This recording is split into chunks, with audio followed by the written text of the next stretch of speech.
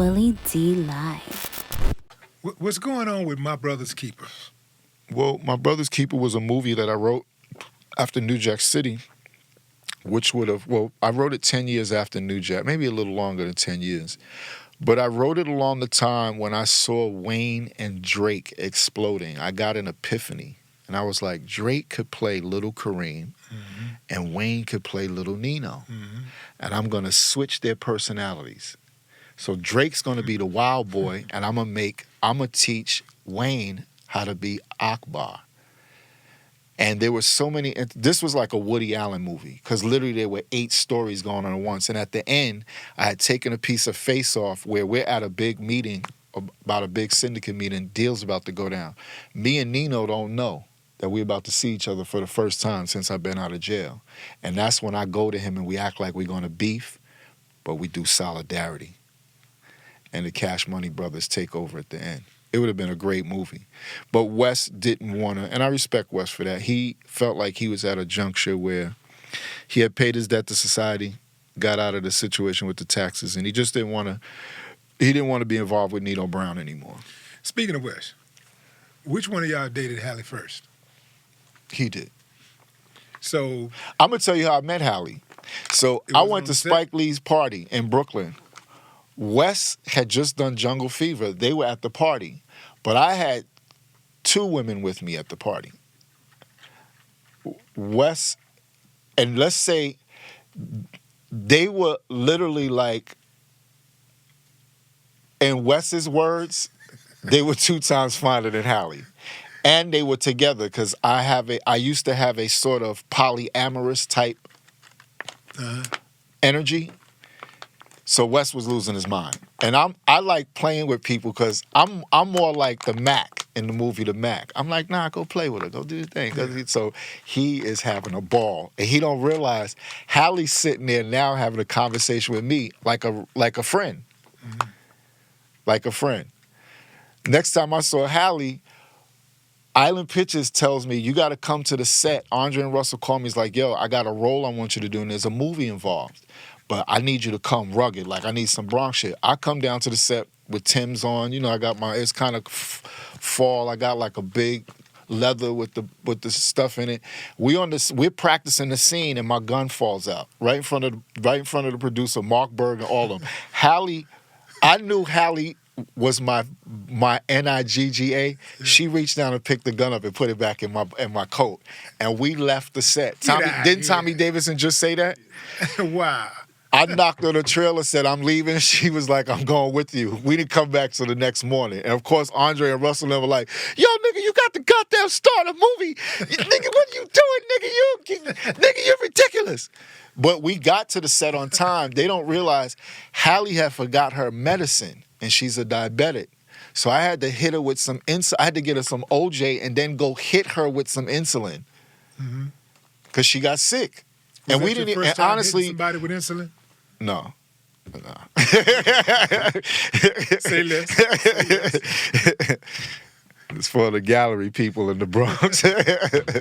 They'll be like, I'm going to say a funny word. Maybe the people in the Bronx will call your show, but anybody from the Bronx, call Willie D and let them know who Tito or Ferrucci is. Tito and Ferrucci. But we used to have fun, man, young, but no, I had a wild young life, man. I had a great journey. My music career is a great journey. And I think when you start to bring up the valley of places, people take it as negative. I just see, my perspective is different.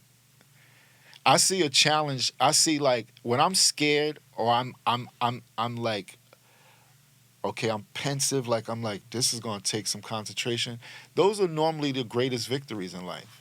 If there's nothing involved that challenges you, it's too easy. It doesn't, again, it's just like when you first got up to rap, I first got up to sing in a professional setting, dude, I had to, like, get myself together. Not that I was scared, but the moment had met the time. And it was like, okay, everything I've wanted to do, I got to get myself together to relay this message properly so I can move forward. And thankfully, I was able to do it. But even in my record deal, like, I met Michael Rosenblatt from Geffen Records in a club with Stacey Dash, Lisa Bonet, and Marissa Tomei. We were all partying at Nell's. At Danceteria, not Nell's. This was before Nell's. And Danceteria used to be a club in New York that had dual bathrooms. One of the first times I ever seen that because I had not yet been to Europe.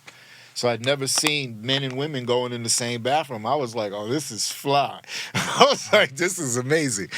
I'm standing at the bar buying drinks because, again, like New York, all this stuff you see in these bad boy videos, they're emulating our lives.